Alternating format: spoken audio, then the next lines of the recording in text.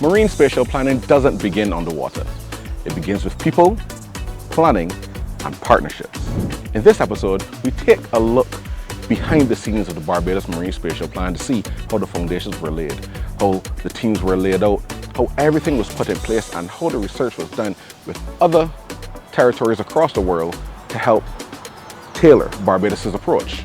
This is a story of how a national vision became an organized, working process.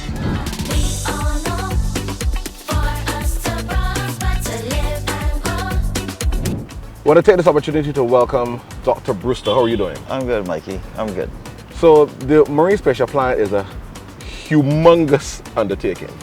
What really went into getting this project off the ground? We had the commitment of the Inter-American Development Bank as well as the Nature Conservancy to assist in the process of helping us get it off the ground. In doing that, we also had to look at other things too in terms of the quality and type of staffing. I pretty much, as leader of Coastal, I took the decision that we have to obviously focus on trying to enhance the local capacity in Barbados. We then tried to hire in people to work in the marine geospatial space, which is in essence just looking at geographic information systems for the marine environment. We had to look at ocean literacy and education, and we had to draw in people who have been within that space for some time. So to delve a little bit into that, why was the team and the governance structure so integral and so important? The Coastal Zone Management Unit is accustomed to building out projects, and we know that you need to have a strong technical capacity in-house to be able to work on the type of dynamic projects that we've been doing since 1982, right? So you got to have a strong base. And then if you're going to be working with consultants, obviously you got to have that level of capacity for technology transfer and for also on-the-job training and interaction with the consultants to ensure that you can be learning as you're going and growing, right? Let's head to the office to chat with more of the team. As part of the administration team, we play a key role in keeping the national project on schedule by handling much of the work that is done behind the scenes.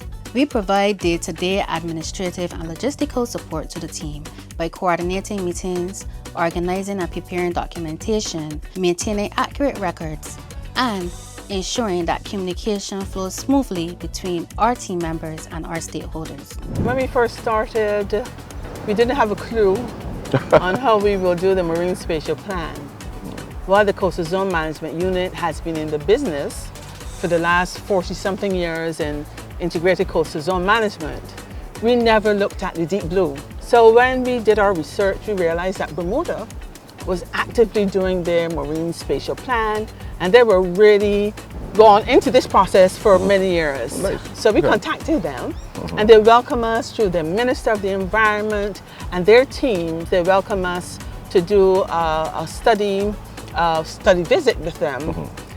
So our team from the Coastal Zone Management Unit, as well as fisheries and the Marine Spatial Planning team, we went to see how they approach their Marine Spatial Planning process. In terms of Ireland though, Ireland was different. Through the MSP Global Initiative, we met with some of the people who were dealing with the Marine Spatial Plan in Ireland. Okay. And they said for them, they had to start to collect data for their ocean space. And they had this institute called the Marine Institute, who would have done all of their offshore surveying for them.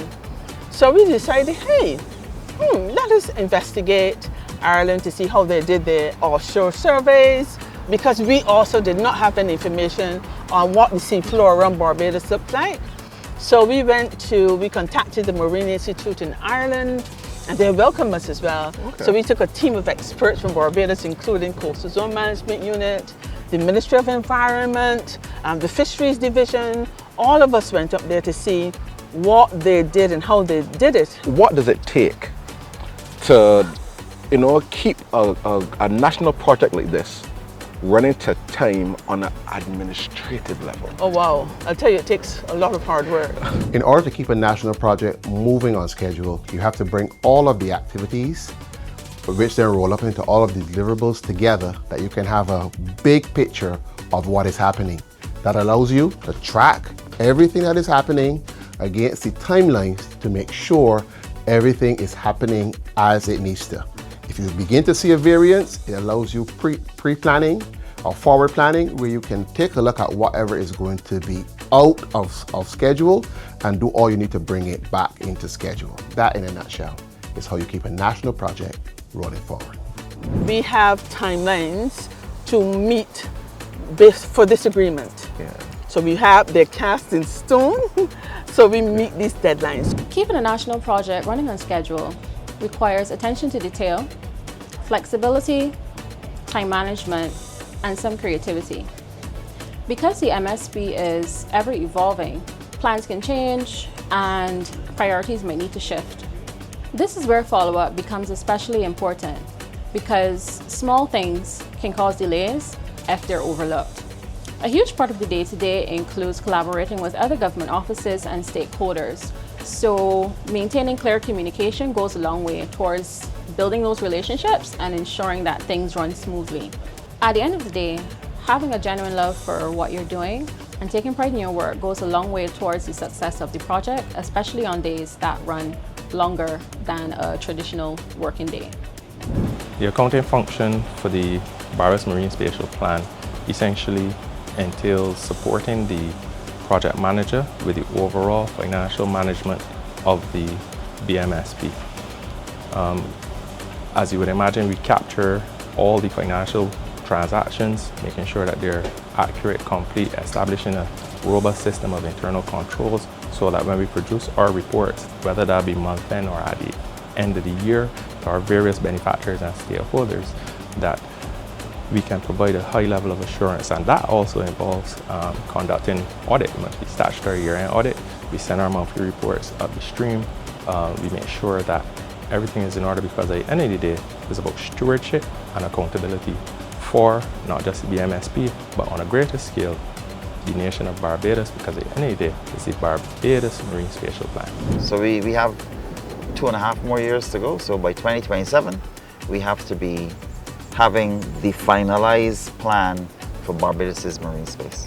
I assure Barbadians that we will meet those timelines. I want to take this opportunity to say thank you, Alison. You're most for welcome, joining us Michael. and giving us some more in-depth, information on what's going on with the Marine Spatial Plan. Thank you so much. My pleasure.